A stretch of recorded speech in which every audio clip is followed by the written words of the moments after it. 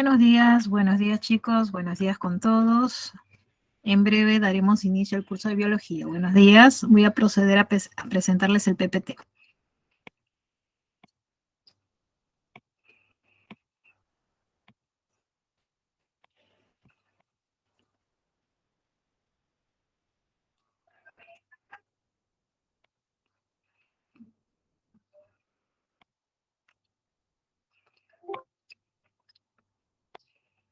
Muy bien chicos, se logra visualizar, se logra escuchar, ¿cierto? ¿Todo bien?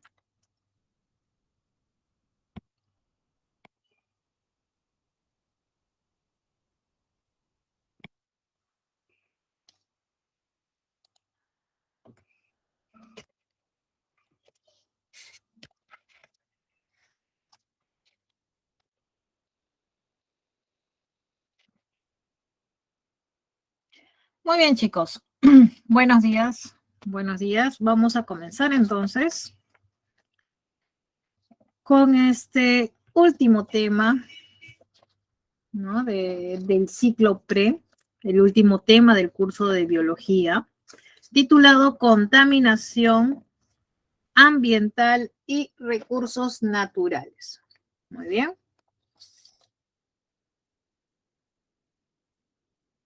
Vamos a desarrollar estos dos temas. En la primera parte de la clase vamos a desarrollar lo respectivo a la contaminación ambiental y en la última parte de la clase vamos a desarrollar respecto a los recursos naturales. Entonces comenzamos. Listo. Contaminación ambiental. A ver chicos, ¿no? Y podemos participar como siempre, a través del chat, a través de los mensajes. ¿Qué es contaminar para ustedes? ¿Qué significa contaminar?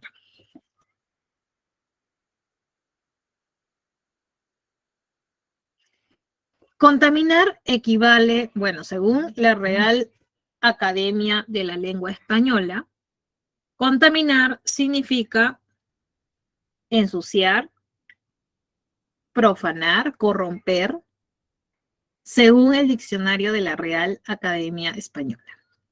Pero en términos ecológicos, la contaminación ambiental vendría a ser la alteración desfavorable de nuestro entorno como subproducto total de la actividad del hombre y a través de efectos directos o indirectos que se derivan pues de los cambios en la distribución de la energía, en los niveles de radiación, en la constitución química y física y en la abundancia de los seres vivos.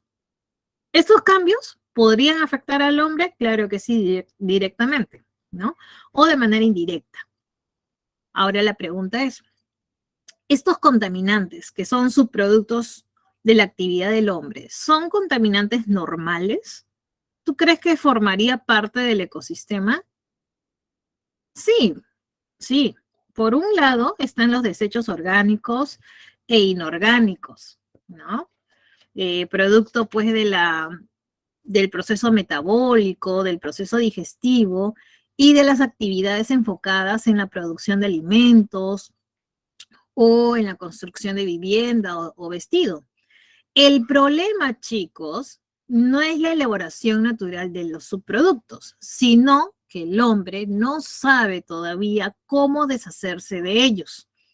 Y los residuos formados por la actividad humana, que puede ser de origen doméstico o de origen industrial, constituyen en la actualidad un serio problema para la supervivencia de la humanidad y de los demás seres vivos. Es así que la actividad humana sobre el medio ambiente está ocasionando alteraciones, está ocasionando daños a nivel del aire, a nivel del agua, a nivel del suelo, ¿ya?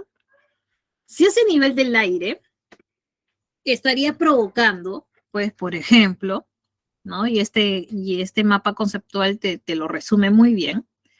A nivel del aire, podría afectar o provocar una alteración al efecto invernadero. Recordando que el efecto invernadero es un fenómeno natural y si este se ve alterado puede llevar al famoso calentamiento global. O si hay contaminación en el aire, en la atmósfera, podría producir la destrucción o adelgazamiento de nuestra capa de ozono. O también, debido a contaminantes en nuestra atmósfera, podría provocar que el pH de la lluvia baje, produciendo un pH ácido, produciendo a su vez contaminación del agua y del suelo. Y si la contaminación fuese a nivel del agua, podría bien provocar directamente la muerte de los seres vivos o fomentar el desarrollo de enfermedades en estos, que podría llevar poco a poco a la muerte de estos individuos. Por el otro lado, si la contaminación fuese a nivel del suelo, podría provocar pues de que los vegetales, las plantas mueran, dando lugar a un proceso de desertificación. Muy bien. Estos son todos los problemas que podría acarrear la contaminación ambiental, ¿no? Que tendría origen por la actividad humana. Muy bien. Entonces, ¿qué vamos a hacer a continuación? Vamos a hablar de cada aspecto. Vamos a hablar qué ocurriría a nivel del aire, del agua y del suelo. Muy bien, hacemos captura de pantalla y vamos a comenzar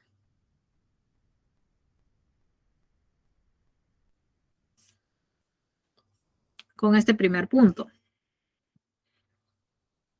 Vamos a hablar de la contaminación del aire, la contaminación atmosférica.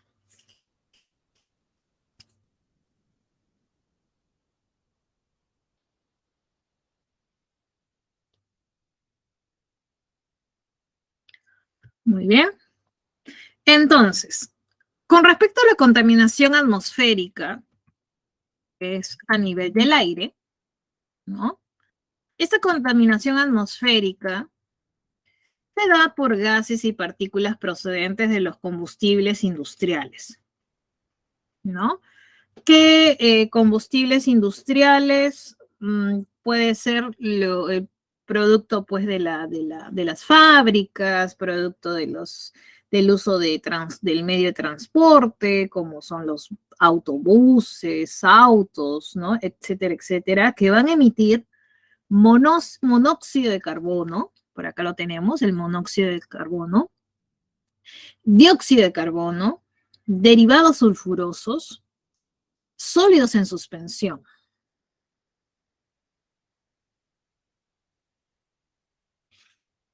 Sustancias como el CO2 o como los CFCs, que son los clorofluorocarbonados, que están presentes en los aerosoles y que más adelante vamos a hablar, van a estar vinculados con el cambio climático, ¿no?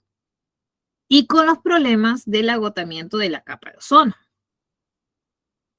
Es así que tenemos a continuación, por ejemplo, si decimos que el efecto invernadero es un fenómeno natural por el cual se garantiza la supervivencia de la vida, recuerda que el efecto invernadero, ¿no? Lo tenemos acá bien representado en esta imagen. Acá lo tenemos, ¿no? Y estamos viendo que la radiación proveniente, ¿no? La radiación proveniente del espacio, proveniente pues de la energía solar, atraviesa la atmósfera, ¿no? Y luego estamos viendo pues de que esta radiación solar, ¿no? Al atravesar la atmósfera, parte de la radiación va a ser retenida por ciertos gases. Estos gases son conocidos como los gases del efecto invernadero, que puede ser en este caso el dióxido de carbono, el metano. Y estás viendo que parte de esa radiación es retenida y el resto va a ser regresado al espacio. Por lo tanto, este efecto invernadero es un fenómeno normal, natural, por el cual la Tierra retiene parte de la energía solar que atraviesa la atmósfera. Este fenómeno, como te dije, permite la existencia de la vida. Pero, ¿qué pasaría si estos gases del efecto invernadero comienzan a abundar, comienzan a aumentar, producto de la actividad humana? Abunda el dióxido de carbono, abunda el metano, entre otros gases. El resultado es el incremento de la temperatura media de la atmósfera debido a la actividad humana. La quema de combustibles, por ejemplo, la deforestación, la ganadería, van a incrementar la cantidad de gases del efecto invernadero. Y con ello, ¿no? Y con ello, la atmósfera retiene más y más calor y el resultado es que el planeta se recalienta, ¿no? Consecuencia, el calentamiento global.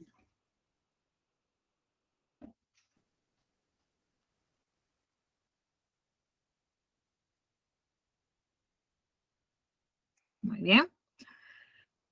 Es así que evidencia de que este gas, el dióxido de carbono, ¿no? Está muy relacionado con el aumento de la temperatura, lo tenemos en esta gráfica. Esta gráfica es resultado de estudio de varios años, donde hacen una relación entre, ¿no?, el pasar de los años, la temperatura y la concentración de CO2. Entonces, a medida que aumenta la concentración de CO2 con el paso de los años, va en una relación directa con el aumento de la temperatura en grados centígrados, ¿no? Es por esta razón que decimos que a medida que aumentan los gases del efecto invernadero, como es el CO2, se ha visto aumentada la temperatura en el planeta al pasar los años, ¿no? ¿Hay consecuencias? Sí, hay efectos graves de este cambio climático, como por ejemplo el derretimiento, ¿no? El derretimiento de los polos, el aumento del nivel del mar, ¿no? El aumento del número de huracanes y también las sequías y la desertificación. Son efectos graves de nuestro cambio climático. Muy bien. Entonces vuelvo a repetir, cuando hablamos de contaminación atmosférica, esto es principalmente por gases y partículas procedentes de los combustibles industriales, que pueden ser el monóxido, gases o partículas como puede ser el dióxido de carbono, derivados sulfurosos, sólidos en suspensión, ¿no? O derivados también del nitrógeno. Van a estar vinculados pues con el cambio climático. Muy bien, hacemos captura de pantalla. Listo, chicos. Nuevamente, insisto, si hubiese alguna duda, consulta, por favor, indicármelo a través del chat, que yo estoy atenta a los comentarios, a los mensajes con el otro dispositivo. Muy bien. Entonces, hacemos captura de pantalla. Y vamos a la otra diapositiva.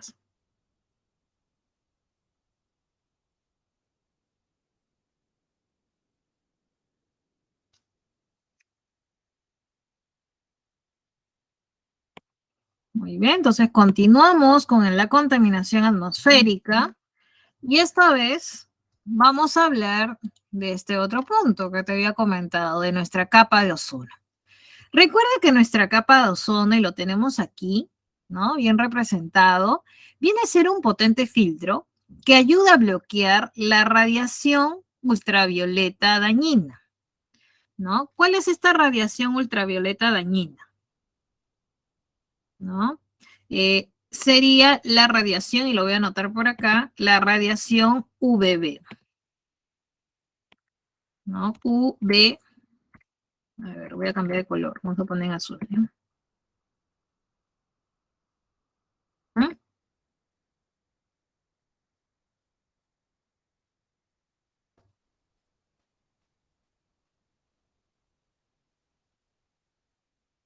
Muy bien. Y por acá esta capa de ozono, a su vez, permite que pase la radiación ultravioleta, que es importante para la existencia de la vida. Esta radiación es la UVA. Muy bien, perfecto. Ahora, esta capa de ozono está ubicada en la estratosfera, ¿no? Y recuerda que existen varios productos fabricados por el hombre llamados los CFCs, ¿no? Los CFC, los clorofluorocarbonados, que son utilizados como refrigerantes, como propulsores de aerosoles, como disolventes de limpieza y en la fabricación de espumas, que van a destruir la tan necesaria capa de ozono, volviéndolo cada vez más delgado. Este fenómeno es el que conocemos como el agujero de la capa de ozono, con lo cual nuestro planeta va perdiendo protección ante esta radiación ultravioleta del Sol que es tan nociva para la vida en el planeta. Es así que, por ejemplo, qué problemas epiteliales estamos observando en las personas, hace más severas las quemaduras del sol y está avejentando la piel. Aumenta el riesgo de la dermatitis alérgica y tóxica. Está activando ciertas enfermedades virales y bacterianas. Y además, obviamente, aumentaría los costos en la salud. Cuando los gases clorofluorocarbonados, ¿no?, que contienen cloro, como te darías cuenta por acá, está constituido por cloro, van a descomponer, o sea, como estos compuestos interactúan con el ozono, que por cierto, si no lo sabes, igual te hago presente por aquí, el ozono está constituido por 3 átomos de oxígeno, ¿cierto? Muy bien. 3 átomos de oxígeno, esa es la representación del ozono. Muy bien. Entonces, ¿qué pasaría? ¿Qué pasaría si esta molécula de cloro, bueno, CFC, interactúa con el ozono? Este radical cloro, ¿no?, va a desestabilizar, va a descomponer a esta molécula.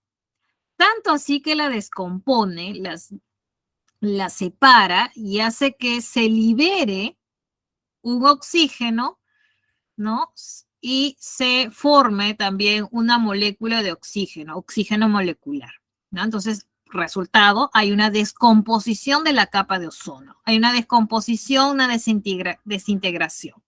Entonces, esto es debido a la presencia de este radical cloro, que inicia esta reacción capaz de destruir centenares de miles de moléculas de ozono.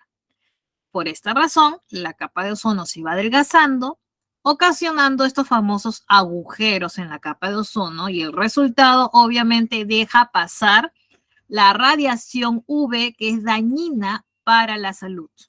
Muy bien. Perfecto. Por otro lado, chicos, tenemos también las famosas lluvias ácidas, ¿no? Las lluvias ácidas es cuando ocurre cuando el pH es menor a lo habitual, ¿no? El pH, tú sabes que un pH bajo es un pH ácido. Entonces, se produce cuando las precipitaciones van a arrastrar contaminantes que por lo general van a ser óxidos de azufre, lo tenemos por acá, que pueden ser óxidos de azufre o pueden ser óxidos de nitrógeno.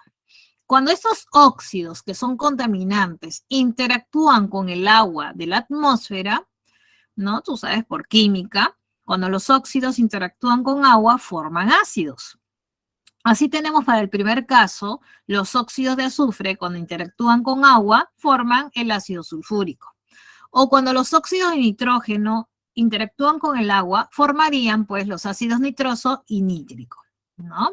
Entonces se forman estos ácidos. Y las precipitaciones ácidas suelen ser líquidas, o sea, en forma de lluvia. Pero también hay evidencia que puede haber en forma de sólida, o sea, en forma de hielo o nieve. Bueno, la lluvia ácida es un problema ambiental atmosférico de tipo regional.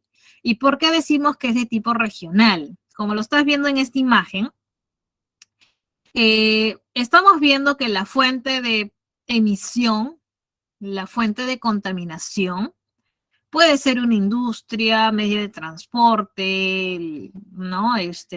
Las casas o durante la generación de electricidad pueden ser principales fuentes de contaminación.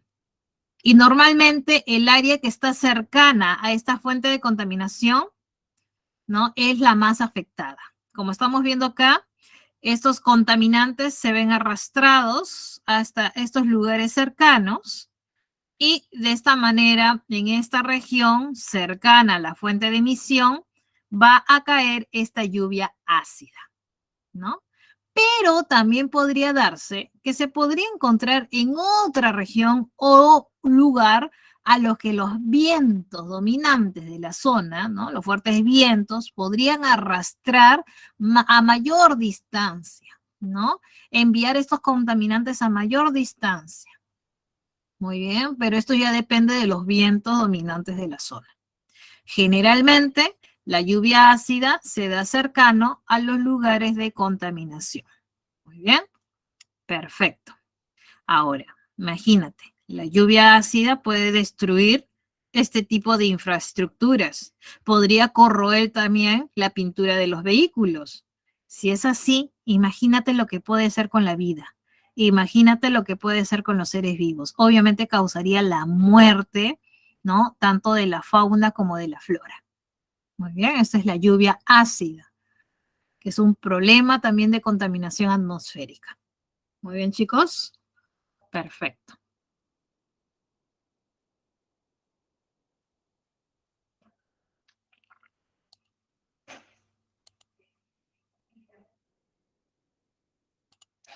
Muy bien, hacemos captura de pantalla y nos vamos a la siguiente diapositiva.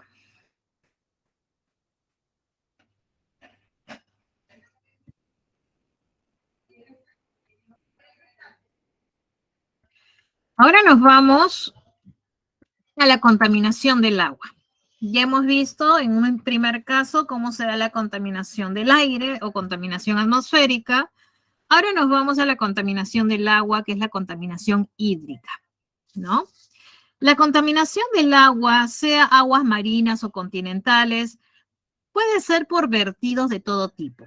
Profesora, vertidos, o sea, puede ser por relaves mineros, puede ser por el petróleo, por las aguas hervidas, por los productos de desecho de la producción de papel, o mercurio, que es muy utilizado como desecho de la explotación del oro, y la salinización de las aguas continentales debido a las perforaciones en busca de petróleo. ¿Listo? De esta manera podría darse la contaminación de las aguas, ¿no? Profesora, en el caso, por ejemplo, tenemos acá un ecosistema, lo estás viendo por acá en esta imagen, ¿cierto? Un ecosistema, recuerda, semana número 17, ya sabes cuál es la definición de ecosistema, es producto de la interacción de un componente abiótico conformado pues por el biotopo, que incluye pues todo este medio físico-químico constituido por el agua, los nutrientes que se encuentran disueltos.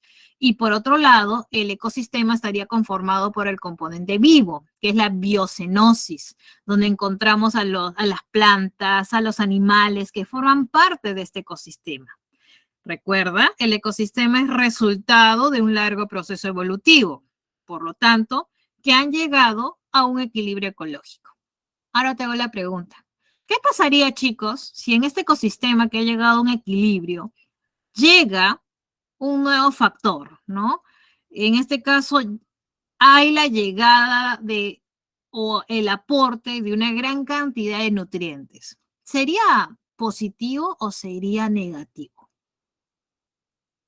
Profesora, está llegando nutrientes. Yo creo que sería algo positivo, ¿no? ¿Tú qué crees?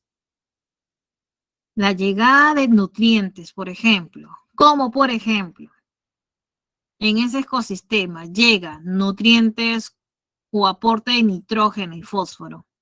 Tú dirás, profesora, sí, eso es genial porque los primeros que van a aprovechar estos nutrientes van a ser los seres vivos que tengan una elevada tasa de reproducción y crecimiento. A ver, por ejemplo, ¿quiénes? Las plantas. Los primeros que van a aprovechar, porque tienen una alta velocidad en el crecimiento y reproducción, van a ser las plantas, las algas, el fitoplancton. Pero mira, ¿tú crees que sea algo realmente positivo? A ver, mira. Mira, ya está bien, las plantas comienzan a invadir. Muy bien. Y estamos viendo por acá que comienzan a reproducirse, a aumentar en número. Pero tanto así que están bloqueando, mira, están acaparando toda la superficie. ¿Listo? Entonces, el hecho que acaparen toda la superficie, ¿tú crees que da lugar a que pueda pasar la radiación solar para las plantas que se encuentran debajo? Por ejemplo, ¿podría pasar la radiación solar a estas plantas que se encuentran debajo?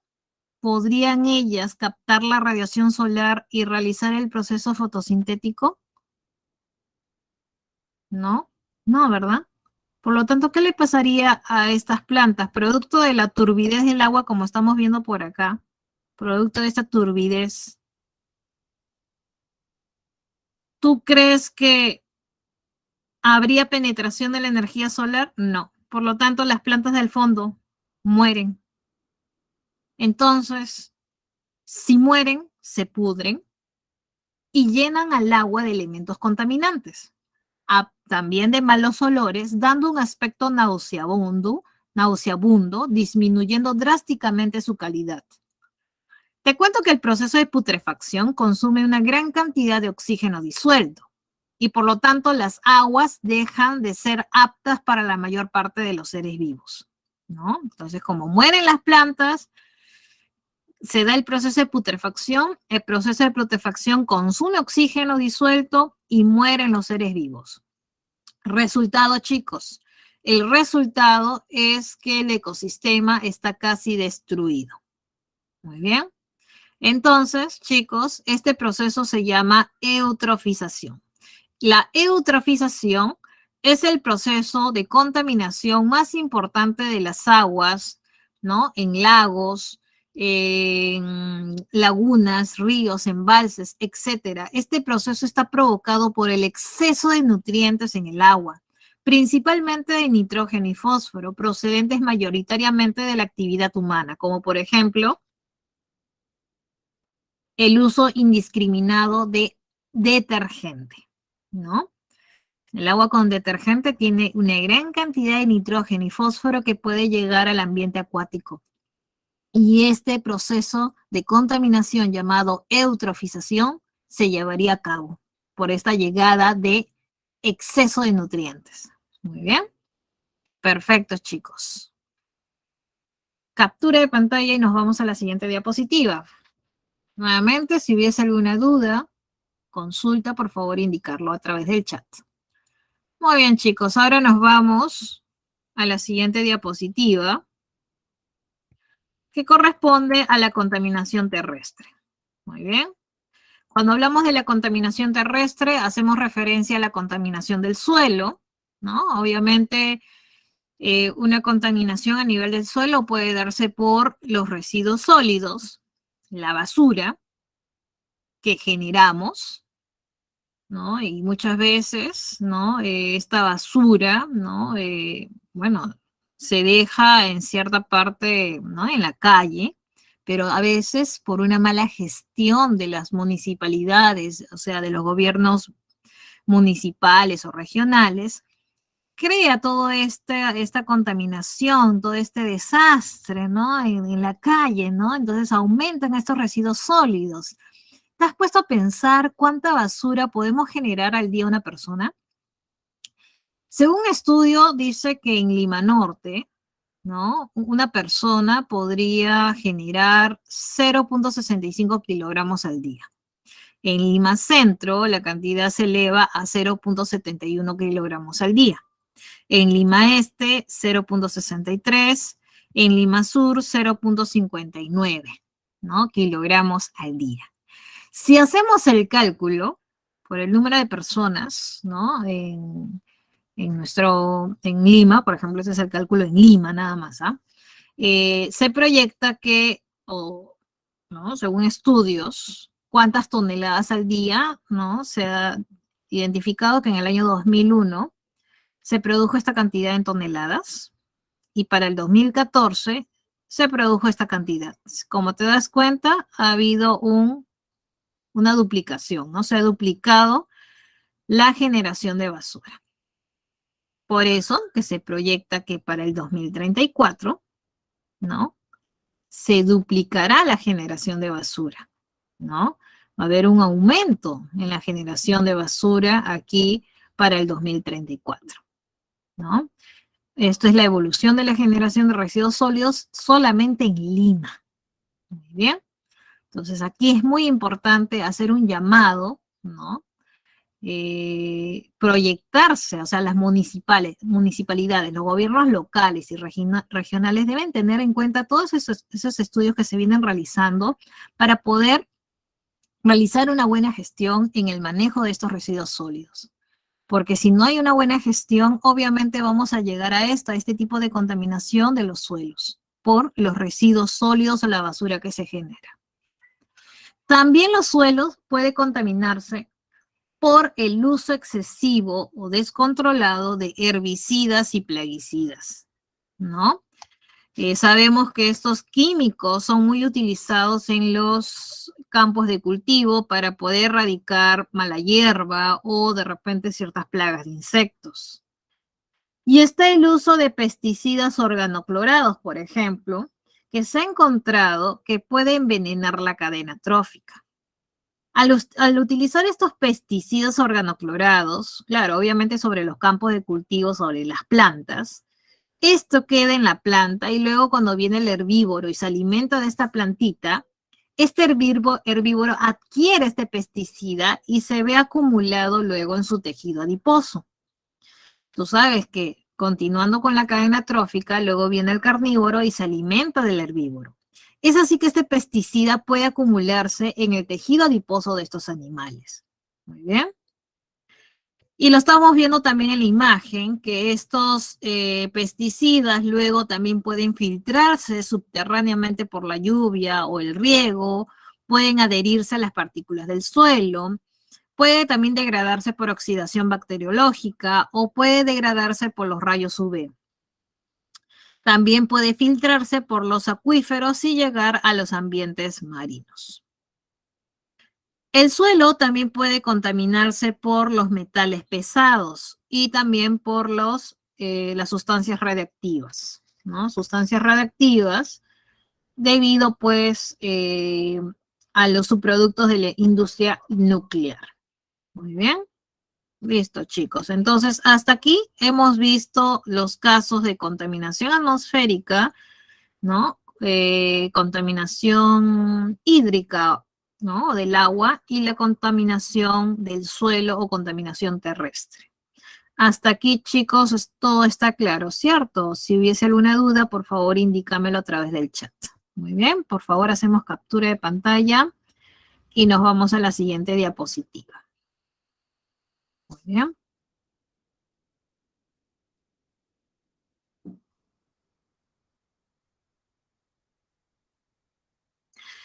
Entonces,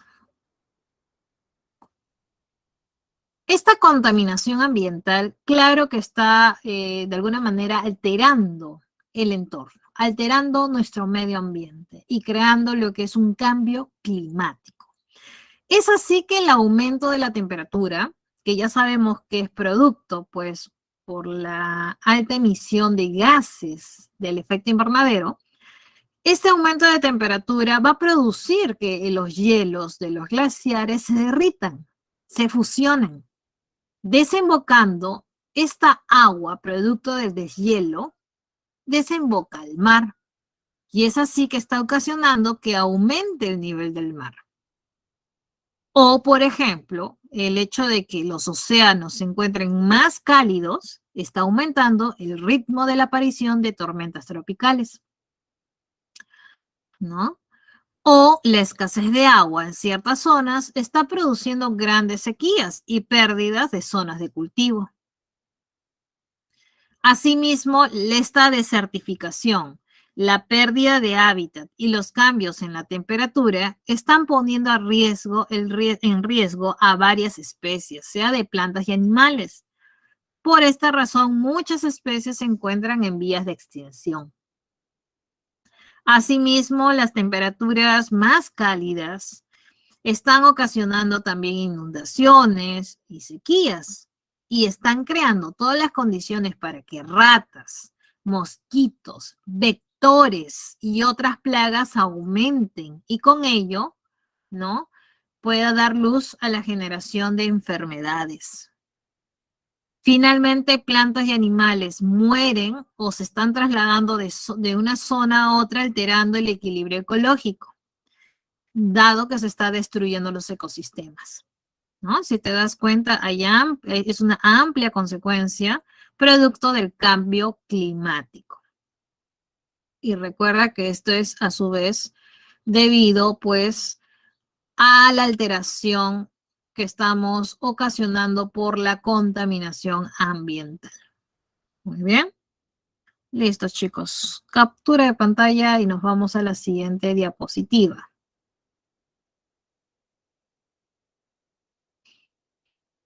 Muy bien. Entonces, ¿qué es lo que se busca? Una calidad ambiental. Y esto viene asegurado con la disminución de la contaminación ambiental.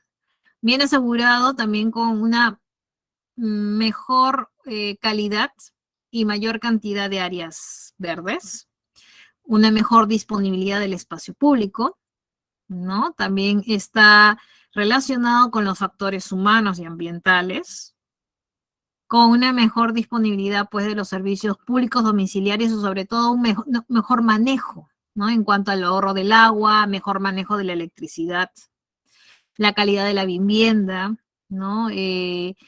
También tiene que ver justamente con el modo, ¿no?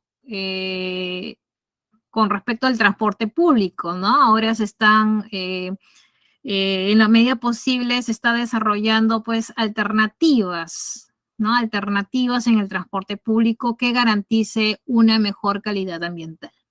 Muy bien.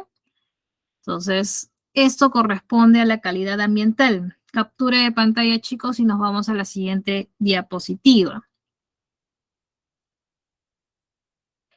Prevención de desastre. Muy bien.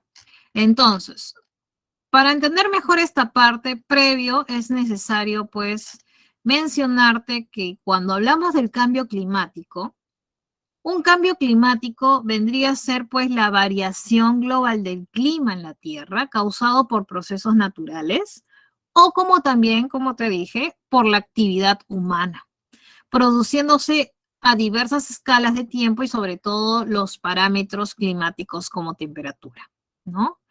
Recuerda que el cambio climático modifica de forma muy variada la economía, la salud, la estructura, el funcionamiento de las comunidades. Y es por eso que decimos que el cambio climático es uno de los mayores desafíos actuales y supone una presión adicional para la sociedad y el medio ambiente. ¿Qué te dicen los científicos? Advierten que si no ponemos freno sustancialmente al cambio climático ahora, es decir, si no tomamos medidas drásticas desde hoy, los resultados probablemente sean desastrosos en un futuro, ya que será difícil, más difícil y costoso adaptarse a estos efectos en el futuro, ¿no? Es por eso que tenemos que, de alguna manera, pues, accionar ahora, ¿no? Para evitar estas consecuencias, ¿no? Te dice, hay predicciones que mencionan que a mediano plazo habrá falta de agua potable, grandes cambios en las condiciones para la producción de alimentos y un aumento en los índices de mortalidad debido a inundaciones, tormentas, sequías y olas de calor. Por eso que decimos que el cambio climático no es un fenómeno solo ambiental, sino de profundas consecuencias económicas y sociales. El tema está que los países más pobres están peor preparados para enfrentar cambios rápidos y serán los que sufrirán las peores consecuencias.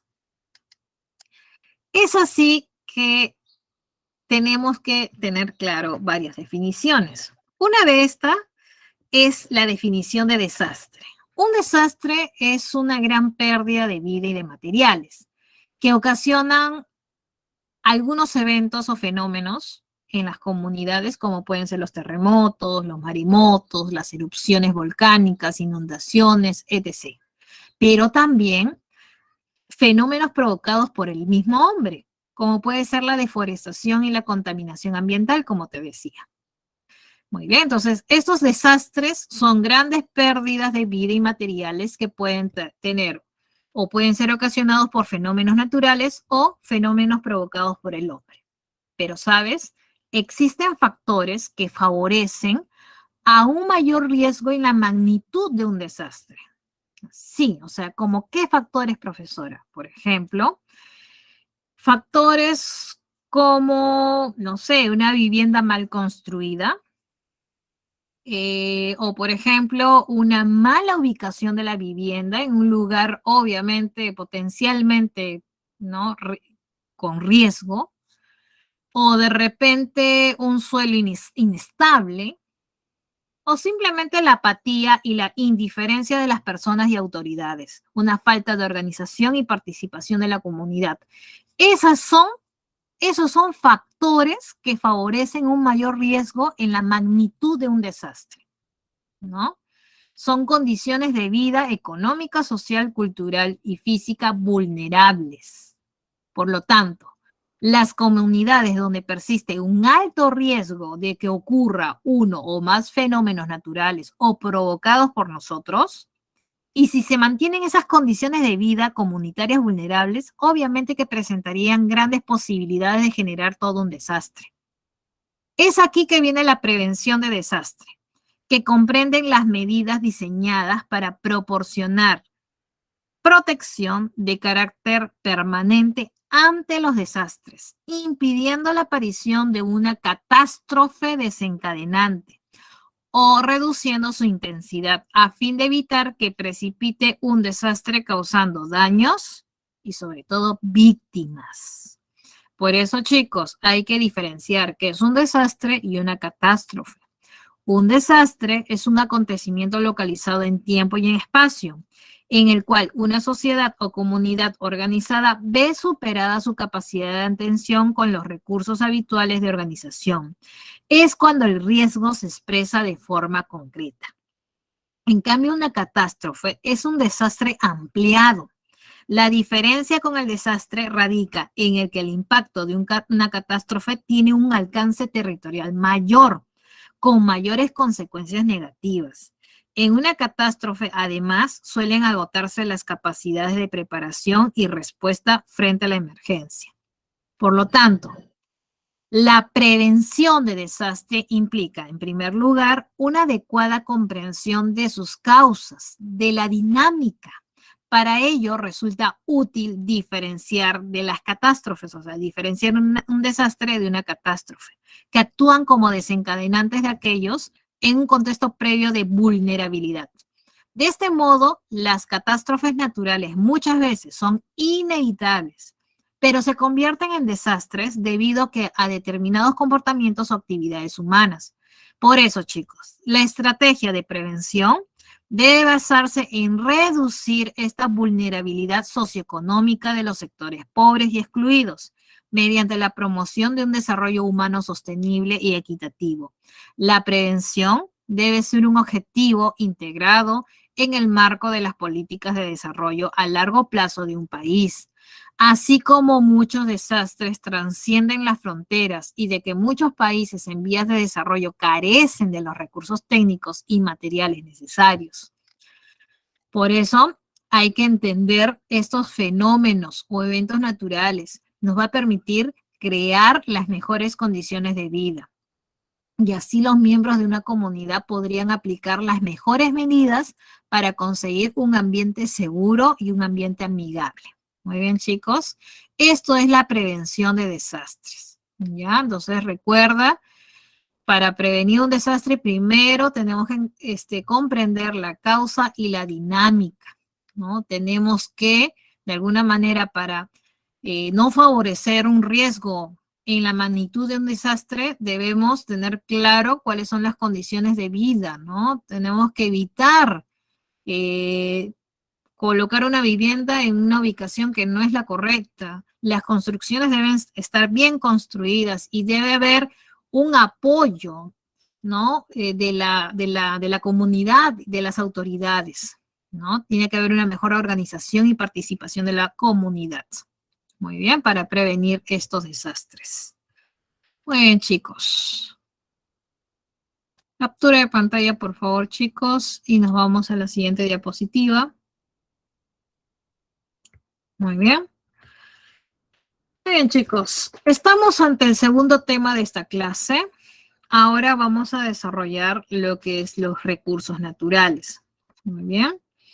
Estamos ya a unos minutos antes del receso, así que voy a aprovechar en definir y clasificar a los recursos naturales. Ese es un tema que, si no me equivoco, vienes desarrollando en otro curso, así que sabes cuál es la definición de un recurso natural, ¿cierto? ¿Cómo defines a los recursos naturales? Recuerda que un recurso natural es todo aquello que proviene de la naturaleza y que el hombre puede aprovechar para satisfacer sus necesidades.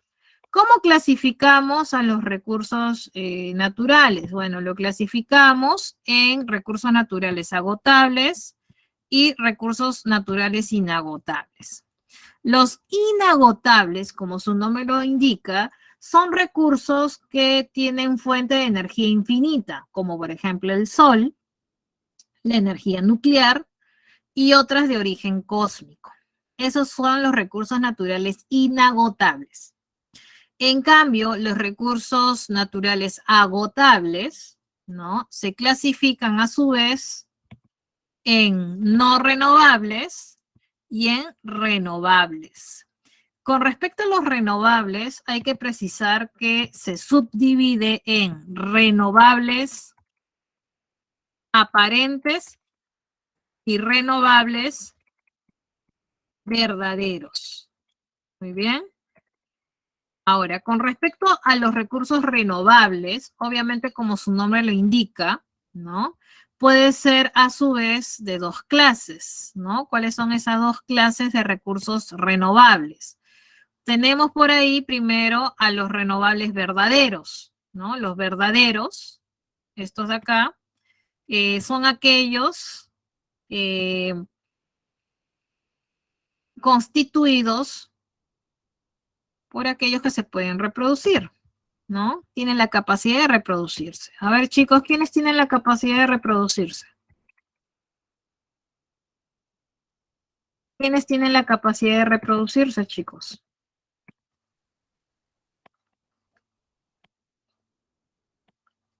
Los seres vivos, ¿no? Los seres vivos. Perfecto. Muy bien. Ellos serían los recursos renovables verdaderos.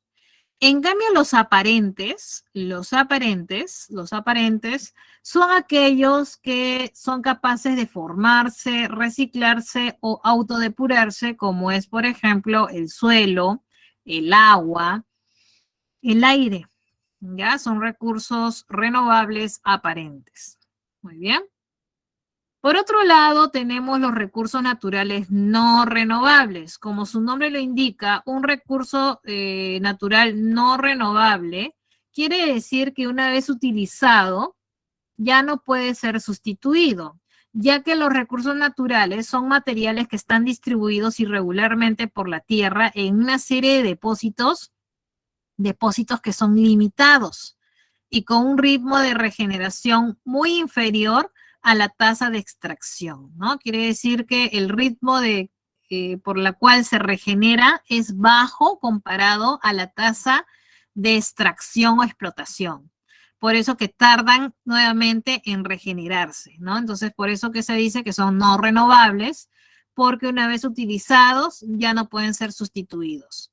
Entre estos recursos naturales no renovables, vamos a mencionar a continuación unos ejemplos, como puede ser por aquí los minerales y también aquellos como son el petróleo, el carbón, el gas natural, ¿no? Que son los combustibles fósiles, ¿no? La energía fósil, y también los nucleares, como es el uranio, por ejemplo, ¿no?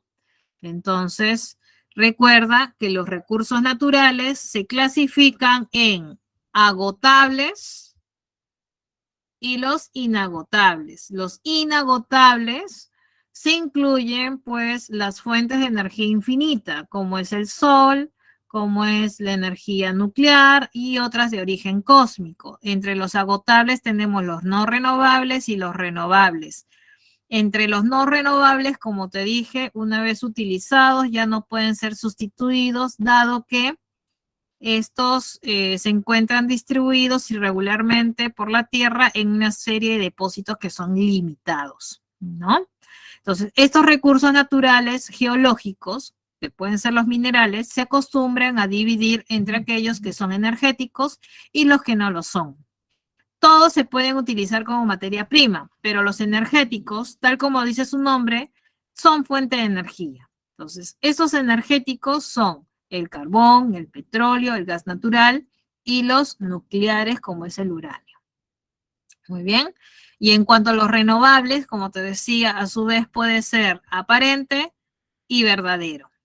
La diferencia es que los verdaderos ya se pueden reproducir, o sea, son renovables, claro, van a estar renovándose, y un ejemplo son los seres vivos que pueden reproducirse. En cambio, los aparentes son aquellos que capaces de formarse, de reciclarse o autodepurarse, como es el caso del suelo, como es el caso del agua o del aire, ¿ya? Que son los renovables aparentes. Muy bien, chicos, entonces hasta aquí hemos hablado de la definición y clasificación de estos recursos naturales. Perfecto. Hasta aquí tenemos alguna duda, por favor hacemos captura de pantalla. Nos vamos a la siguiente diapositiva. Muy bien. Ahora, entonces, la preservación y conservación de los recursos naturales debe contemplar varios aspectos. Primero, para poder preservar y conservar un recurso natural, hay que conservar los suelos, hay que conservar las especies con sus ecosistemas, hay que crear áreas naturales protegidas, hay que controlar la superpoblación y las enfermedades. Y te hago la siguiente pregunta, chicos. Si tú de repente quieres proteger un recurso natural, que puede ser, no sé, una especie en vías de extinción, ¿cuál sería la sugerencia, chicos? Ahora con tus conocimientos de ecología y de ecosistema, ¿no? ¿Sería adecuado la protección aislada de una sola especie si es que la quieres proteger? ¿O sería una conservación en conjunto con todo el ecosistema donde ella vive? ¿Qué sería lo más adecuado si es que quieres conservar, proteger a una determinada especie? Sería el conjunto, ¿no? Se necesita la conservación del conjunto, es decir, del ecosistema donde ella vive, y la conservación del ecosistema puede justificarse por varias razones, chicos. ¿Cuáles pueden ser estas razones? Te las presento a continuación. Las razones para proteger un ecosistema son, por ejemplo, puede haber una razón científica, ¿no? Quiere decir que la diversidad de los seres vivos, que es resultado de un largo proceso evolutivo, constituye una de las más importantes condiciones para la estabilidad de la biosfera, ¿no? Estética. Sí, puede haber una razón estética, chicos, y en breve termino. Puede haber una razón estética, pues la conservación de los paisajes de gran belleza y su derecho de ser aprovechado por todas las generaciones. Hay una razón ética. Todos los seres vivos tienen derecho de convivir sin riesgo de pérdida de hábitat por la acción humana. Hay una razón económica. Muchas especies son aprovechadas en el mercado y forman parte de muchas economías, como por ejemplo la industria maderera, ¿no? La industria ganadera, pesquera, entre otras. Y finalmente hay una razón médica. La mayor parte de los fármacos provienen de organismos vivos y resulta más económico que producirlas en laboratorio sintéticamente. Entonces hay muchas razones para proteger un ecosistema, chicos. Con esto termino y nos vamos al receso. Por favor, haz captura de pantalla para dejar de presentar. Muy bien, chicos. Nos vamos al receso. Captura de pantalla.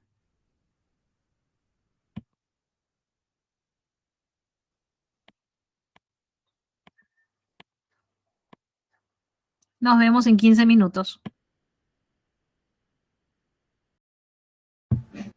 Muy bien, chicos. Retomamos.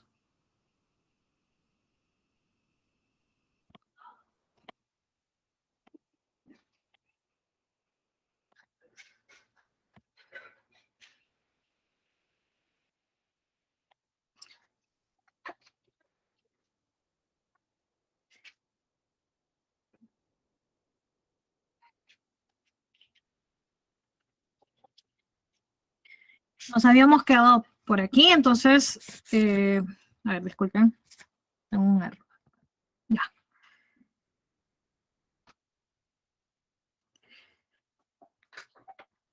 Entonces, cuando hablamos de la conservación de un ecosistema, existen varias razones, como ya habíamos conversado previo al receso. ¿Ya? Razones científicas, estéticas, éticas, económicas y médicas. Entonces, en esta preservación y conservación de los recursos naturales, hay varios aspectos que se deben contemplar. Uno de ellos, como te dije, era la creación de áreas naturales protegidas por el Estado, ¿no? En este caso, áreas naturales protegidas en el Perú. Y para hablar de esas áreas naturales protegidas, es necesario recordar que el Ministerio del Ambiente, el MINAM, fue creado el 13 de mayo del año 2008 mediante decreto del legislativo 1013. Su función es la de ser rector, ente rector o rector del sector ambiental, con la función de diseñar, establecer, ejecutar y supervisar la política nacional y sectorial ambiental. ¿Cuáles son sus objetivos? Los objetivos son a continuación fortalecer la gestión ambiental descentralizada, asegurando la calidad ambiental y la conservación y aprovechamiento sostenible de la diversidad biológica y del patrimonio natural del país. Luego, promover la cultura ambiental, participación ciudadana y equidad social en los procesos de toma de decisiones para el desarrollo sostenible, garantizando la gobernanza ambiental del país. Finalmente, fortalecer la gestión eficaz y eficiente del MINAM en el marco del Sistema Nacional de Gestión Ambiental. Es así que el MINAM, ¿no?, se encuentra en la cabeza, por acá, y ayudando al MINAM encontramos otras entidades como es el CERNAM, como es también la Autoridad del Agua, el ANA, ¿no? También hay autoridades de supervisión, fiscalización ambiental, como son los EFAS, y asimismo en la base tenemos las consultoras ambientales, titulares de proyectos, entre otros.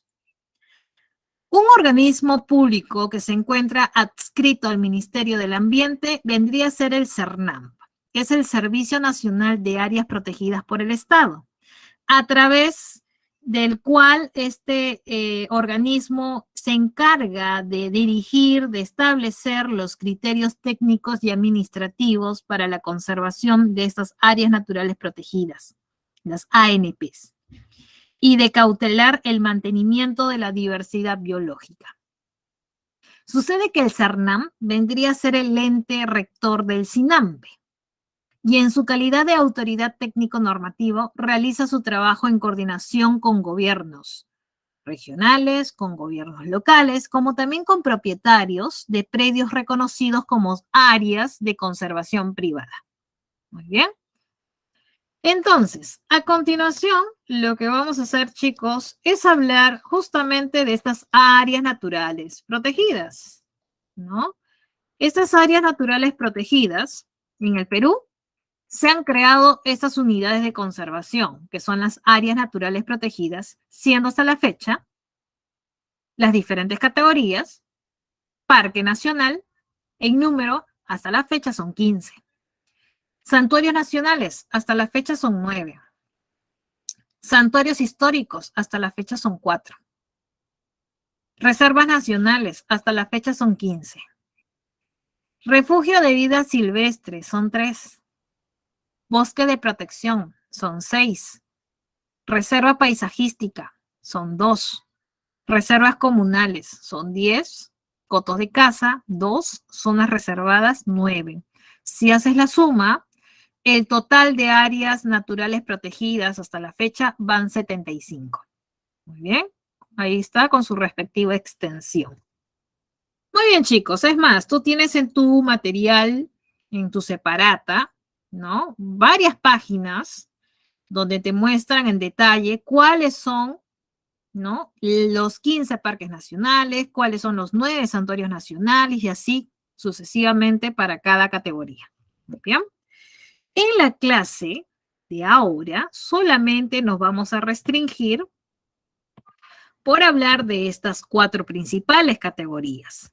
¿Cuáles son las 4 principales categorías? Son estas, ¿no? Los parques nacionales, los santuarios nacionales, los santuarios históricos y las reservas nacionales. Muy bien, de esas 4 categorías vamos a hablar a continuación. Muy bien, hacemos captura de pantalla y nos vamos a la siguiente diapositiva.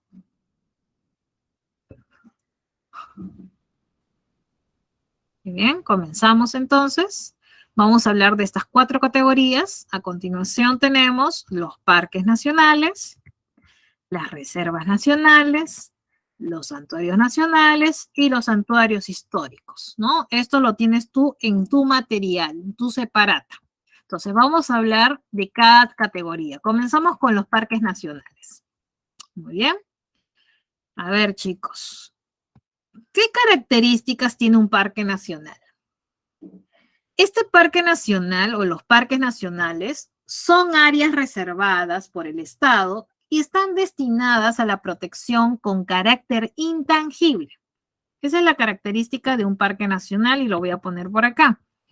Los parques nacionales o un parque nacional, vamos a bajar la letra por acá. Un parque nacional es de carácter intangible.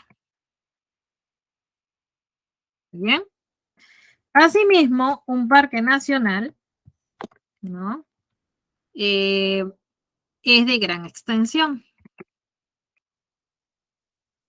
Muy bien.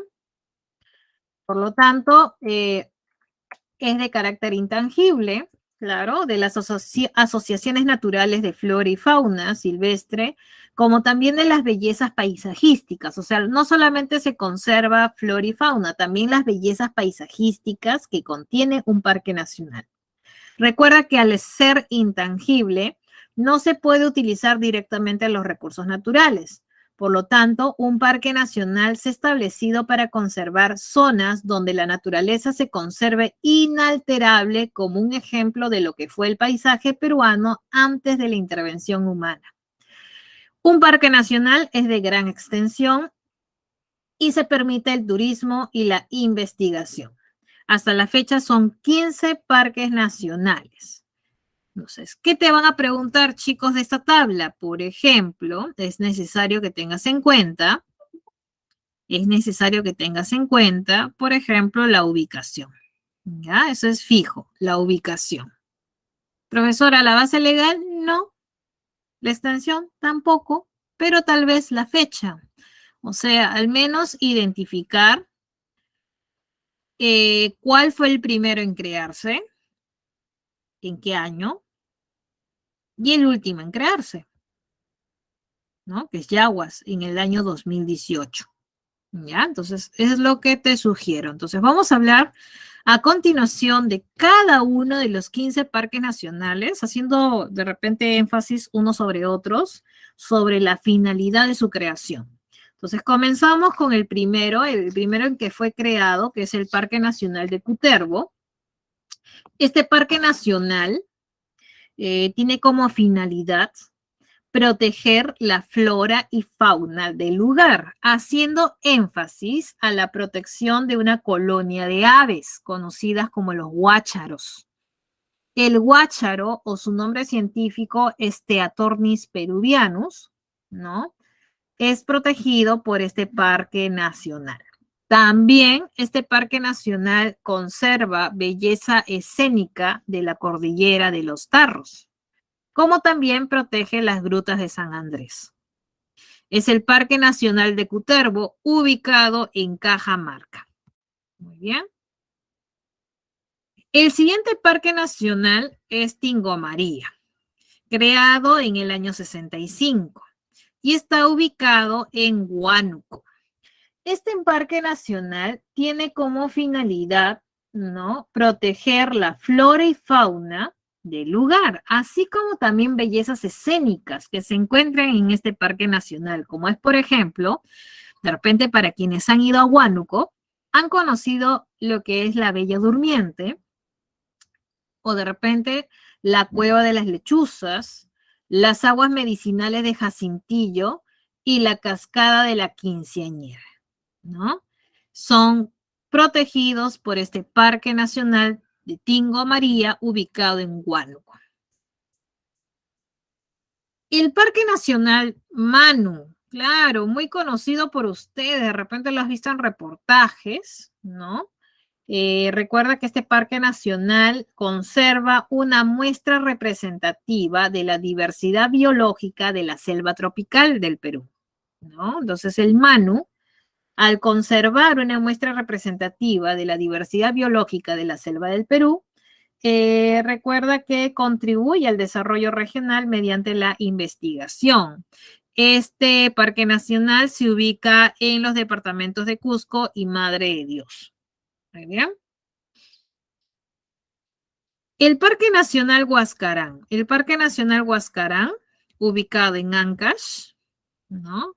Este parque nacional, de repente has tenido la oportunidad de visitarlo, conserva la gran riqueza de flora y fauna, así como también los nevados y las bellezas paisajísticas propios del lugar. Por ejemplo, varios de los picos nevados como Alpamayo, Guandoy, La Pirámide, las lagunas de esta cordillera, que son mundialmente reconocidas por su belleza, se encuentran en este parque nacional. Cerro de Amotape, ubicado entre los departamentos de Tumbes y Piura, ¿no? Río Viseo, es otro parque nacional ubicado en San Martín. Tenemos otro parque nacional que es Yanachaya Chemillén, ubicado en Pasco. Baguaja Sonene, por ejemplo, se ubica entre los departamentos de Madre de Dios y Puno, ¿no? Este parque nacional, por ejemplo, para mencionarte un detalle, este Parque Nacional Baguaja Sonene protege la única muestra existente en el Perú de la sabana húmeda tropical, ¿no? La única muestra existente de la sabana húmeda tropical en nuestro país. Además, en este parque también se alberga poblaciones intactas de varias especies, como es la nutria gigante, como es el perro de monte, el caimán negro y también el águila arpía. ¿Ya? Cordillera Azul es otro parque nacional que se ubica, mira, ¿no? Parte de la Cordillera Azul se encuentra en San Martín, también en Loreto, Ucayali y Huánuco. Otichi, este parque nacional, está ubicado entre Junín y Cusco. Y recuerda que Otichi, su finalidad es proteger muestra representativa del bosque húmedo de la selva central. ¿Ya? Este bosque húmedo de la selva central, ¿no? De la cordillera de Vilcabamba. En esta región también podemos encontrar comunidades indígenas de las familias Arawak, el grupo étnico Achaninka y Machiguenga. Muy bien. El Alto Purus también es un parque nacional ubicado entre los departamentos de Ucayali y Madre de Dios. El Parque Nacional Cordillera del Cóndor en Amazonas. Yepi Sequime está en Loreto. Sierra del Divisor, ubicado entre Ucayali y Loreto. Y finalmente, el último parque nacional en crearse es Yaguas en el año 2018 y está ubicado en Loreto. Muy bien. Perfecto, chicos. Esos son los 15 parques nacionales. Recuerda que todo parque nacional es intangible y de gran extensión. Muy bien. Perfecto. Hacemos captura, chicos, captura de pantalla y nos vamos a la siguiente diapositiva. Ahora vamos a hablar, ¿no?, de las reservas nacionales. Muy bien. Entonces, vámonos a la siguiente diapositiva y tenemos a continuación las reservas nacionales, que a diferencia de un parque nacional, una reserva nacional ya puede haber uso directo de los recursos, ¿no? Eso es una característica que tiene la Reserva Nacional. En la reserva ya puede haber uso directo de los recursos. ¿Ya? ¿Qué significa que haya uso directo de los recursos? Significa que no es intangible, ¿no? Es tangible. Entonces, ¿qué significa? Que si haces uso directo de los recursos, la idea que sea de forma controlada. Y obviamente esto asegura, ¿no?, de que la especie no se extinga. Muy bien. Muy bien.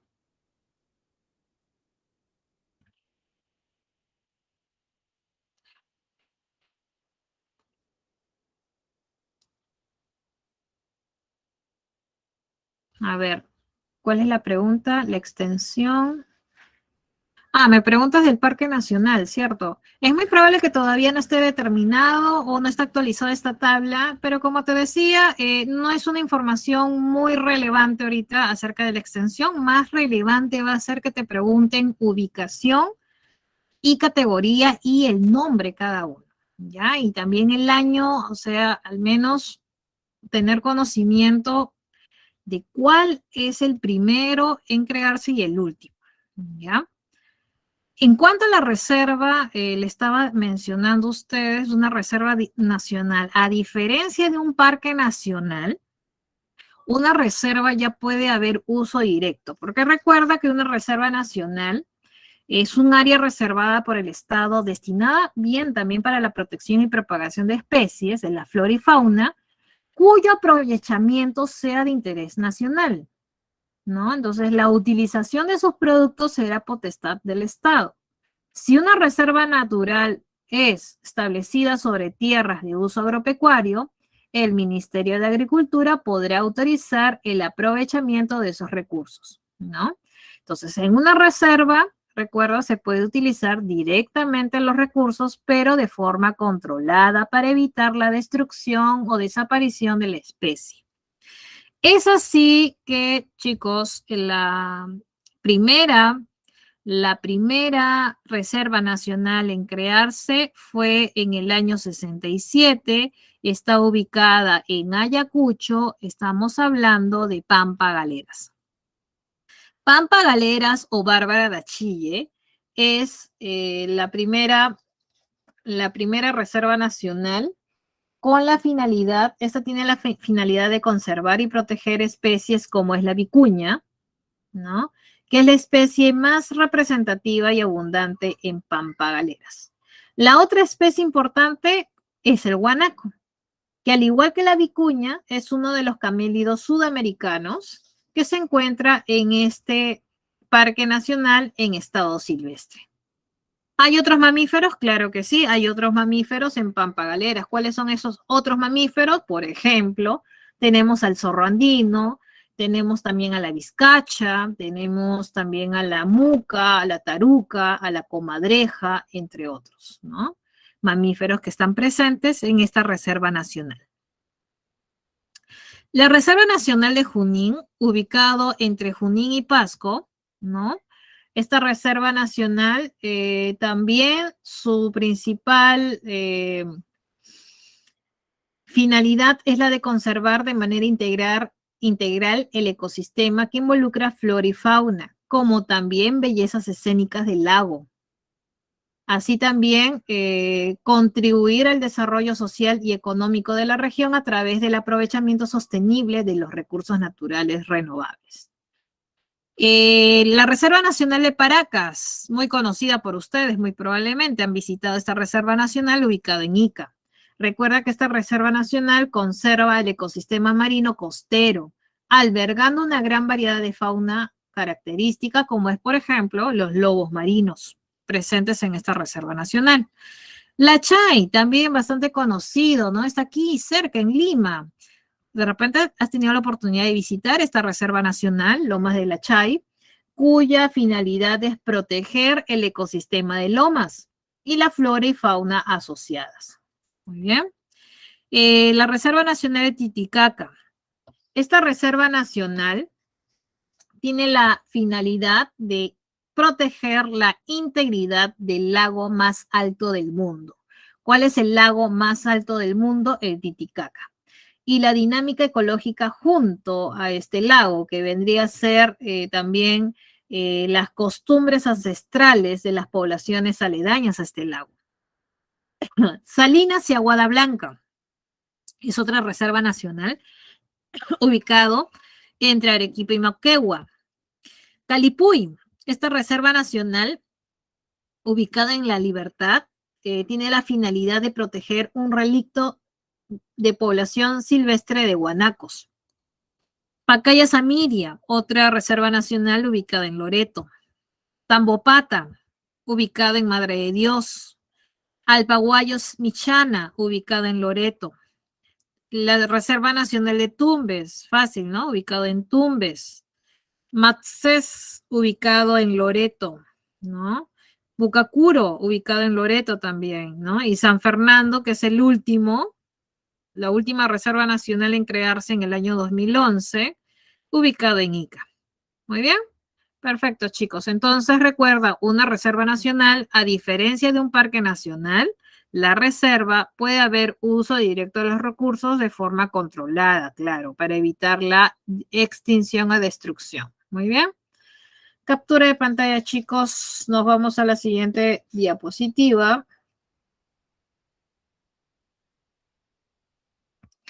Entonces nos vamos ahora a los santuarios. Los santuarios nacionales, ¿no? Corresponde a un área reservada por el Estado y está destinada a proteger con carácter de intangible, o sea, al igual que un parque, un santuario también es de carácter intangible. ¿Ya? Es de carácter intangible. ¿Qué protege? Una especie o una comunidad determinada, ¿no? O sea, de planta o de animal. Así como también podría proteger formaciones naturales de interés científico y paisajístico. Un santuario, a diferencia de un parque, por ejemplo, ya es un área más pequeña, ¿no? Más pequeña, pero es de carácter intangible. Así tenemos 9 los santuarios nacionales, como son a continuación. Guayay.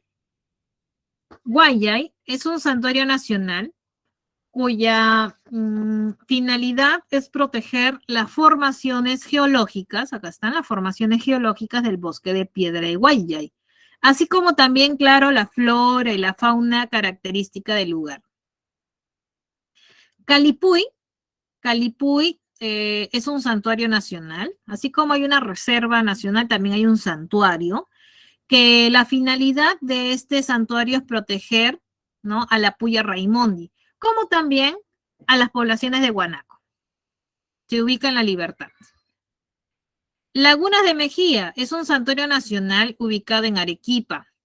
Ahora, es importante este santuario nacional porque conserva el único refugio en la región costera del país para las aves migratorias que vienen de otros continentes en su ruta norte-sur. Entonces, acuérdate que Laguna de Mejía se encuentra en Arequipa y es el único refugio en la costa para las aves migratorias de otros continentes. ¿Ya? El Santuario Nacional Ampay se ubica en Apurímac. Manglares de Tumbes, obviamente que en Tumbes, ¿verdad? Y Manglares de Tumbes, de repente si alguno ha tenido la oportunidad de viajar a Tumbes y si ha entrado al santuario, protege al bosque de manglar como único ecosistema representativo del norte peruano. Además, alberga una gran diversidad de invertebrados acuáticos de importancia económica. Tabaconas Nambaye se encuentra en Cajamarca. Megantonin se encuentra en Cusco. Pampa Hermosa se encuentra en Junín. Y finalmente, el último santuario nacional es Cordillera de Colán, creado en el año 2009, ubicado en Amazonas. Muy bien. Para terminar, chicos, esta cuarta categoría corresponde ahora a santuarios históricos. Un santuario histórico va a proteger algún escenario donde haya ocurrido un acontecimiento importante, un acontecimiento glorioso para nuestro país. Es así que tenemos 4 santuarios históricos. Esos santuarios históricos son primero Chacamarca, ubicado en Junín. Este santuario histórico va a conservar el escenario donde tuvo lugar la batalla de Junín, ¿no? El santuario histórico Pampa de Ayacucho, este santuario histórico queda en Ayacucho y va a proteger el patrimonio natural e histórico del escenario de la batalla de Ayacucho, también conocido como Pampa de la Quima. Machu Picchu. Machu Picchu, ¿no? Ubicado en Cusco. Machu Picchu no solamente protege al complejo arqueológico presente, también acuérdate que Machu Picchu protege a especies en vías de extinción, como es el oso de anteojos, como es el gallito de las rocas. Finalmente, el bosque de Pomac. El bosque de Pomac, este santuario histórico, va a conservar la unidad paisajística cultural que conforma el bosque de Pomac con el complejo arqueológico de la cultura Sican. Este santuario histórico se ubica en Lambayeque. Muy bien, listo, chicos. Hasta aquí, por favor, hacemos captura de pantalla y nos vamos a la siguiente diapositiva. Espero que hasta aquí todo esté claro. Si no, por favor, si tuvieses alguna duda, consulta, indícamelo a través del chat, que yo estoy atenta con el otro dispositivo. Muy bien. Hacemos captura de pantalla y nos vamos a la siguiente diapositiva.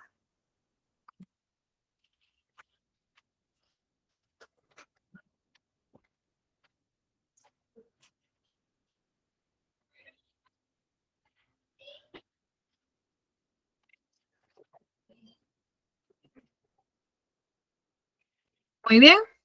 Entonces, vámonos con esta otra diapositiva que corresponde a la definición de reserva de biosfera. ¿Qué es una reserva de biosfera? Bueno, es un término utilizado por una designación otorgada por la UNESCO, ¿ya? Que indica, pues, que es una área representativa, de ambiente terrestre o acuático, creado para promover una relación equilibrada entre los seres humanos y la naturaleza. La reserva de biosfera, como te dije, es una designación otorgada por la UNESCO, que significa que el área natural protegida es reconocida internacionalmente por su innovación y demostración del desarrollo sostenible y ordenamiento territorial.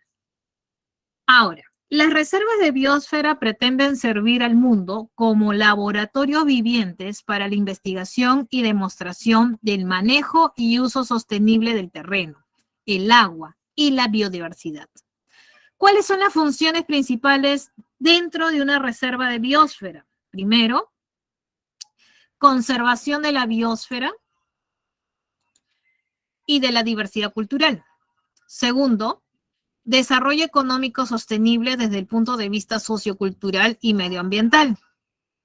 Y siguiente, apoyo logístico respaldando el desarrollo a través de la investigación, seguimiento, educación y formación. Te cuento que en el mundo existen más de 700 reservas de biosfera y en el Perú encontramos a 6 reservas de biosfera. ¿Cuáles son estas 6? A ver, anotamos. Estas 6 reservas de biosfera son a continuación. la Reserva de Biosfera del Noroeste Amotapes Manglares, la Reserva de Biosfera del Manu, la Reserva de Biosfera del Huascarán, la Reserva de Biosfera de Oxapampa, Achaninca, Yanesha, la Reserva de Biosfera del Gran Pajatén y la Reserva de Biosfera del bosque, de los bosques de neblina. Muy bien, entonces vuelvo a repetir por si alguno está notando. Son 6 las reservas de biosfera nacionales.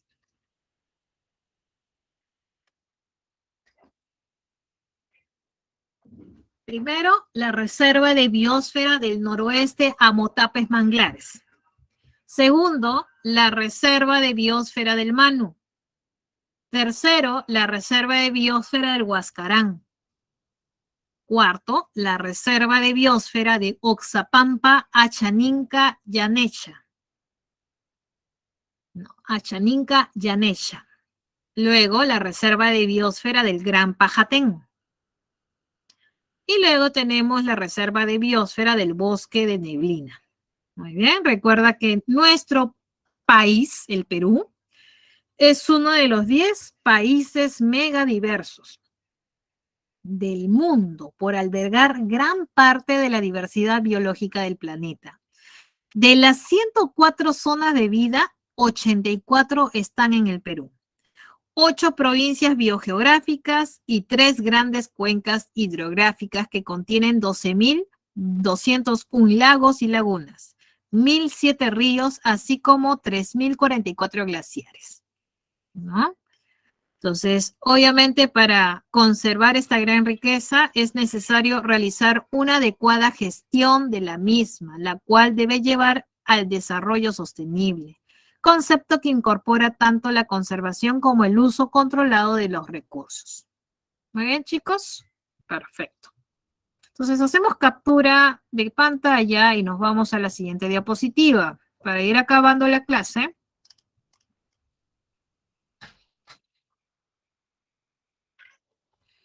Tenemos el cuidado del ambiente y la regla de las 3 R's.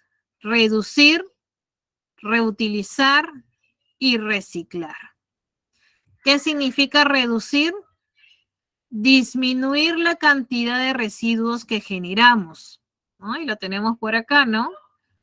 Muchas formas de reducir, ¿no? Por ejemplo, ahorrando el agua, utilizando los focos que gasten menos energía, ¿no? No utilizando el auto, sino yendo en bicicleta. Entonces, de esta manera generamos menos residuos, elegimos productos con, por ejemplo, pocos envoltorios, usamos envases retornables o compramos solamente lo necesario. De esta manera aseguramos la reducción.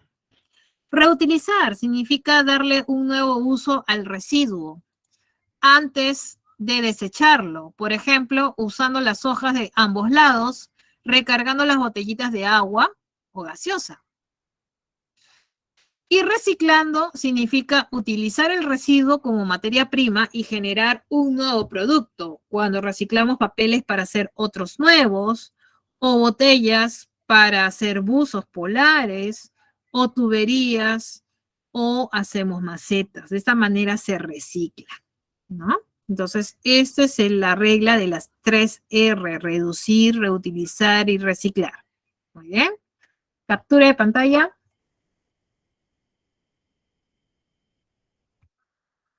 Por eso que los recursos o materias primas provienen de la naturaleza y si no son manejados de forma inteligente pueden acabarse o destruirse.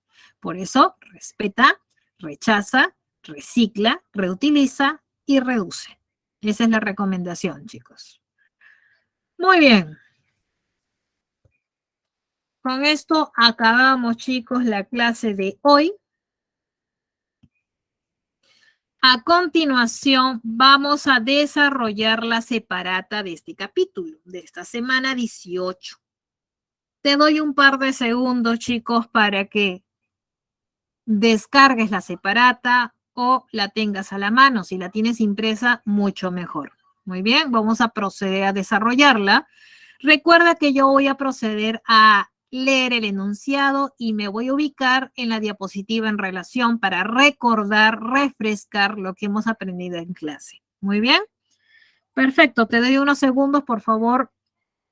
Adquiere la separata, descárgala, tenla a la mano que vamos a comenzar con el desarrollo de la pregunta. Bueno, de las preguntas, ¿no? Igual, si hubiese alguna duda, chicos, algo que no quedó claro, algo que te quedó pendiente, por favor, indícamelo a través del chat, que estoy atenta. Muy bien.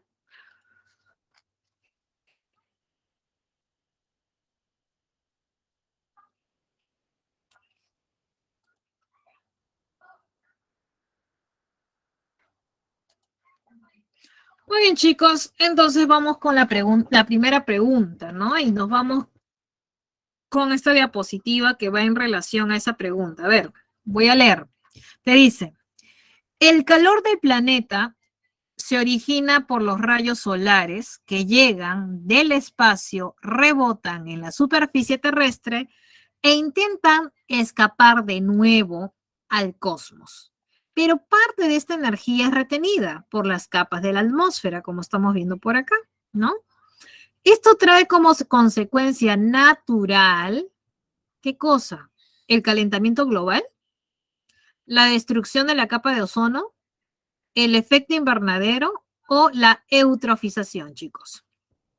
¿Cuál sería la clave?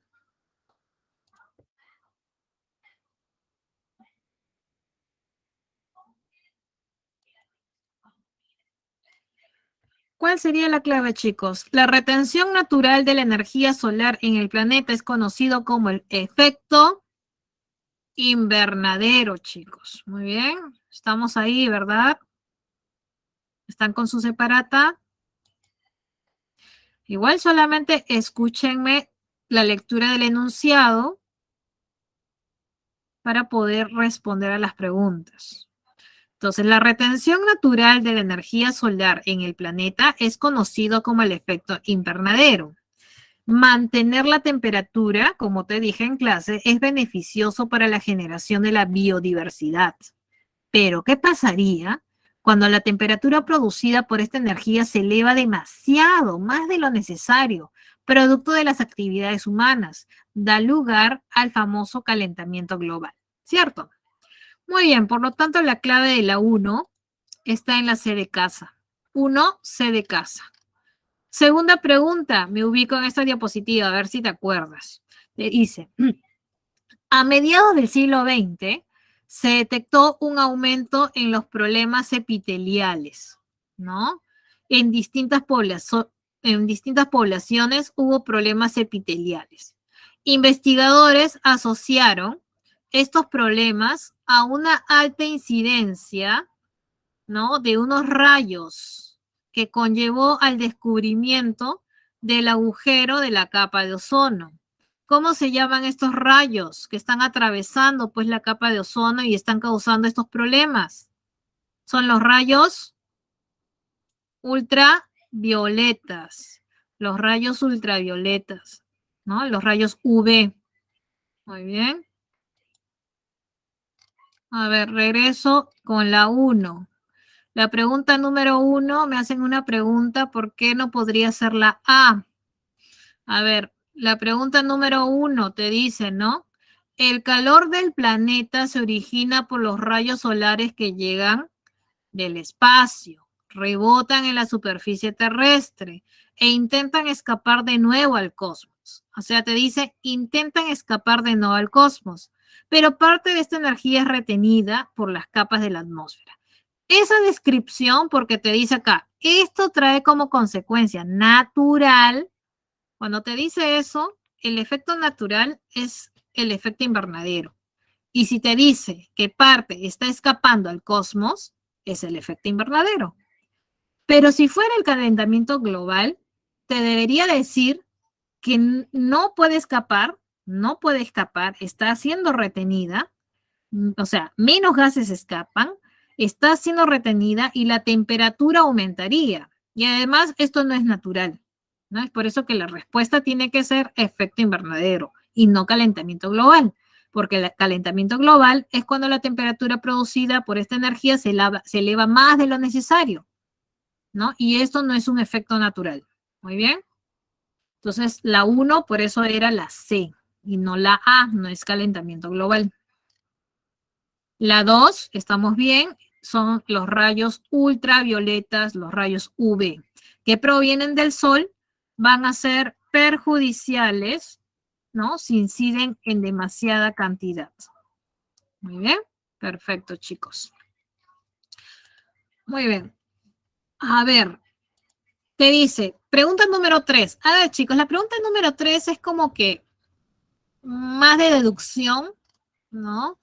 Te están plasmando ahí un nuevo concepto llamado resiliencia natural. Te dice, la resiliencia natural, ¿no? Se refiere a la capacidad de un ecosistema o de una población para absorber perturbaciones. O sea, el ecosistema o la población absorbe la perturbación y no se altera de manera significativa. O sea, sin alterar de manera significativa sus características estructurales y funcionales, pudiendo regresar a su estado original luego de que el factor de perturbación haya cesado. Te presentan varias situaciones, ¿ya? Te dicen cuál de estas situaciones hay una respuesta de resiliencia. Entonces, ¿qué debes buscar? Debes buscar dónde, en qué población o ecosistema no se alteró de manera significativa y pudo regresar eventualmente a su estado original. Entonces, eso debes buscar. Muy bien. Entonces, en la A te dice ausencia de migración para incrementar la tasa de fecundidad. La B te dice permanencia de la población humana post pandemia COVID. La C te dice desaparición de periplaneta americana por un desastre natural. Ahí dice la desaparición, o sea, no está. Permanencia de euquénidos después de trasquilarlas. Entonces, ¿cuál te parece un caso de resiliencia natural? O sea, esa capacidad de un ecosistema o población para poder absorber la perturbación, ese factor, sin que se muestre significativamente alterado. ¿Cuál sería un caso? El mejor caso ahí es la permanencia de la población post-pandemia COVID. ¿Por qué? Porque la pandemia de la COVID produjo cerca de 2 millones de muertes directas, cerca de la mitad por enfermedades que no fueron atendidas debido a la priorización de los pacientes COVID. Sin embargo, a pesar de todo esto, la población humana aún se mantiene en un número significativo, dándole la continuidad a la especie. Por lo tanto, se considera como resiliente. La pregunta número 3, la respuesta está en la B de bueno. Muy bien. Vámonos con la pregunta número 4 y me ubico en esta diapositiva. Ya, te dice, señale a qué concepto corresponde esta expresión. Mira, conjunto de características ambientales, sociales, económicas, que califican el estado, la disponibilidad y el acceso a componentes de la naturaleza, así como la presencia de posibles alteraciones en el ambiente que estén afectando sus derechos o pueden alterar las condiciones de vida de la población de una determinada zona o región. Esta expresión señalada en este anuncio corresponde a prevención de desastre, a calentamiento global, contaminación o será calidad ambiental. ¿Cuál será la clave de la 4? Calidad ambiental. Y está en la A, calidad ambiental. Muy bien. Pregunta número 5. Te habla del área natural protegida Alto Purus. A ver, área natural protegida. Me voy a esta diapositiva, ¿te acuerdas? Con respecto a las áreas naturales, habían varias categorías. Muy bien. Entonces, tenemos categoría Parque Nacional, Santuario Nacional, Santuario Histórico. A ver, ¿qué será el Alto Purus? A ver, vamos a seguir leyendo. Te dice, está ubicado entre Madre de Dios y Ucayali. Pues te muestra los distritos Iñapari y Tambopata en Madre de Dios y Purus en Ucayali. Esta área natural protege flora y fauna endémica y amenazada. Entonces, lo categorizamos como, a ver, acá tienes que haberte aprendido los parques nacionales, las reservas, los santuarios. Entonces, si vamos a esta primera lista, a ver, buscamos el Alto Purus. ¿Lo encuentras? Sí, ¿no? Entonces, el Alto Purus es un parque nacional que se ubica en Ucayali y Madre de Dios, tal como te dice el texto, ¿no? Por lo tanto, el Alto Purus es un área natural protegida categorizado como parque nacional. Muy bien. Perfecto. Por lo tanto, la clave de las 5 está en la de dado. Pregunta número 6. Pregunta número 6. Te dice a continuación, ¿no? ¿Cuál de los siguientes aspectos involucran intervención humana? A ver, te lo voy a leer, ¿ya? ¿Cuál de los siguientes involucra intervención humana? A ver, terremoto, maremoto, ¿son fenómenos naturales o producto de la intervención humana? Son fenómenos naturales, ¿cierto? Erupción volcánica, inundación, fenómenos naturales. Deslizamiento de tierra, maremoto, fenómenos naturales. En cambio, la deforestación y el cambio climático posee origen antrópico, o sea, origen humano, porque el cambio climático no solamente se debe a fenómenos naturales, sino también fenómenos con intervención del hombre, ¿no? Por lo tanto, la clave de las 6 está en la D de dado. 6 D de dado. Pregunta número 7. Pregunta número 7 hace referencia pues a la prevención de desastres. Dice, indique verdadero o falso. A ver, vamos con las siguientes afirmaciones. Primera afirmación, a ver, dice, para prevenir un desastre debemos comprender su dinámica. ¿Verdadero o falso? Como te dije en clase, para prevenir un desastre debemos comprender su dinámica. Esto es conocer la causa y la consecuencia de un desastre. Por lo tanto, eso es verdadero. Siguiente. ¿Existe siempre un contexto previo de vulnerabilidad? Claro que sí. Las catástrofes naturales evidencian la vulnerabilidad de la zona y población.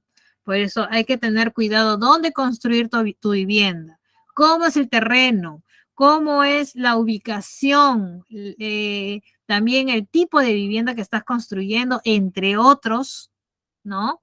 Evidencian la vulnerabilidad de la zona o de la población. Luego tenemos, se condicionan a determinados comportamientos humanos, claro que sí. Los procesos humanos como la deforestación, como la contaminación, favorece a la aparición de estos desastres naturales.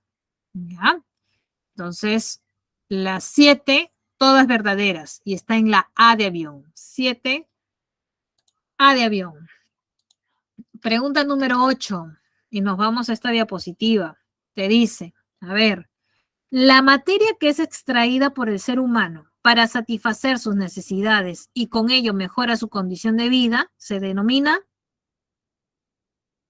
recurso energético, recurso natural, bien inmaterial. ¿Cuál sería la respuesta, chicos? Toda materia que la naturaleza posee y es aprovechada por el ser humano para satisfacer sus necesidades es el recurso natural, ¿verdad? Por lo tanto, la clave de la 8 está en la B de bueno. Muy bien, chicos. 9. Seguimos en la misma diapositiva. Muy bien. Te dice, ¿no? Te ponen diferentes tipos de recursos naturales.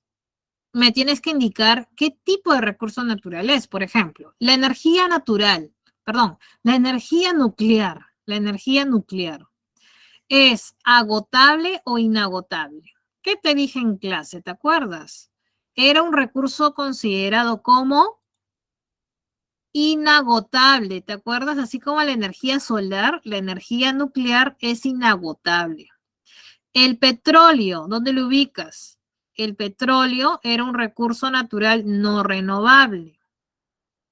Los peces, recuerda que los peces son seres vivos, ¿no? Son recursos bióticos, por lo tanto los peces son renovables, pero renovables verdaderos, como te dije por acá, ¿no? ¿Te acuerdas que te lo coloqué? Luego tenemos el suelo, acá está el suelo es renovable, pero renovable aparente. Muy bien, por lo tanto, de acuerdo a ello, decimos que la clave de la pregunta número 9 está en la A de avión. 9A de avión.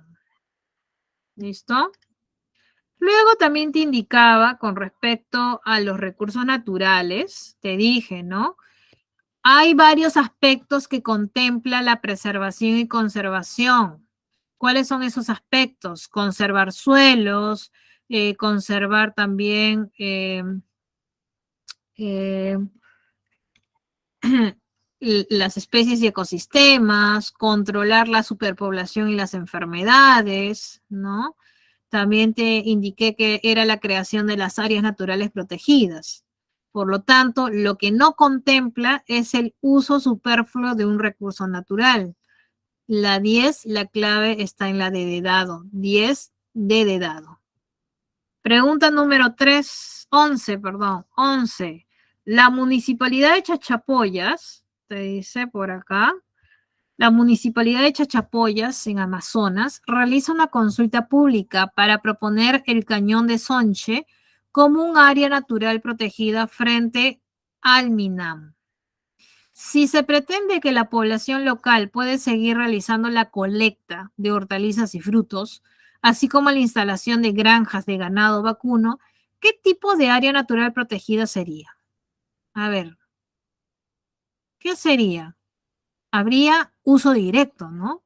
Sería tangible.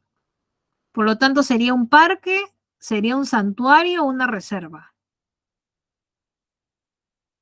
Si hay uso directo de los recursos, o sea, si se permite la extracción, decimos que es una reserva. Muy bien. 11 de dado. 12, ¿no? 12.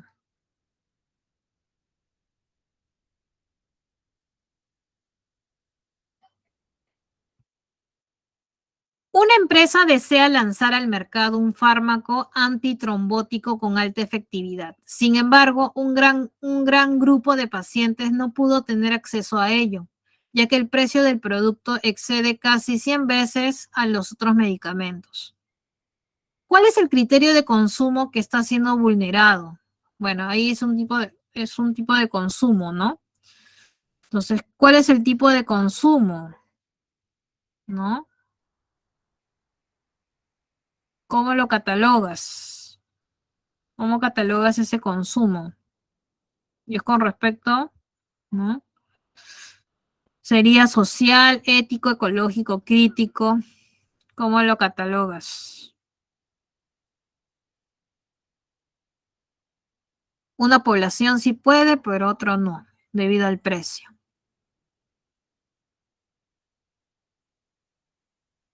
A ver, es cuando en este criterio de consumo se ve vulnerable al ser el precio alto, por ende, no es justo, no es equitativo ni solidario para todas las personas con diferencias de poder adquisitivo. Entonces, esto sería un consumo ético, ya que se ejerce cuando se valoran las opciones como más justas, solidarias o ecológicas, ¿no? Entonces, esto sería ético. 12, B de bueno. 13. Los refugios de vida silvestre son áreas que requieren la intervención activa para garantizar el mantenimiento de los hábitats. Ya estamos con la hora, así que la respuesta de la 13 está en la D de dado. Entonces, a continuación, chicos, te muestro las claves. Acá están las claves de esta semana, de la última semana. Voy a copiarlas. Muy bien, y te lo voy a pasar a través del chat. Muy bien.